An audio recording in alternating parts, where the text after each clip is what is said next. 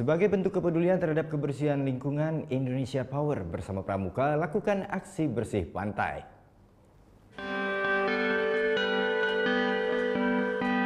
Bertajuk Indonesia Power, inisiasi gerakan Coastal Clean Up Pantai Kuta, ratusan karyawan serta puluhan pramuka lakukan aksi bersih-bersih sampah di Pantai Kuta. Meskipun diguyur hujan, namun tidak menyurutkan antusias peserta untuk tetap menggelar aksi bersih pantai ini. Kegiatan ini merupakan salah satu bagian dari program Indonesia Power untuk peduli terhadap lingkungan. Indonesia Power sendiri bekerja sama dengan pemerintah Kabupaten Klungkung, sedang mengembangkan program TOS yakni tempat olahan sampah setempat. Program ini memberdayakan masyarakat setempat untuk memanfaatkan sampah organik menjadi energi listrik dan gas.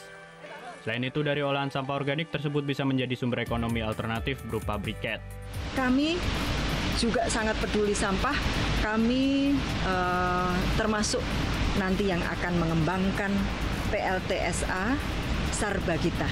Jadi kami mendapat penugasan dari PT PN Persero, di mana PT PN Persero MOU dengan Gubernur Bali untuk mengelola sampah.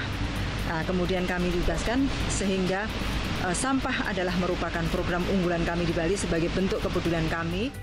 Indonesia Power sebagai salah satu anak usaha PT PLN berhasil meraih proper emas dari Kementerian Lingkungan Hidup pada tahun 2018.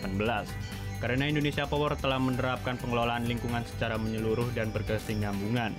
Surya Sanjaya melaporkan untuk NET. Direktur SDM PT Indonesia Power, Bapak. Oh, yang beneran. Iya, oke. Tapi gue pernah. Nah, udah kan nonton beritanya? Jangan lupa di-subscribe, di-like, dan juga di-komen ya akun YouTube dari Net Bali. Terima kasih udah subscribe. Yang belum, jangan sampai lupa. Di sebelah sini nih.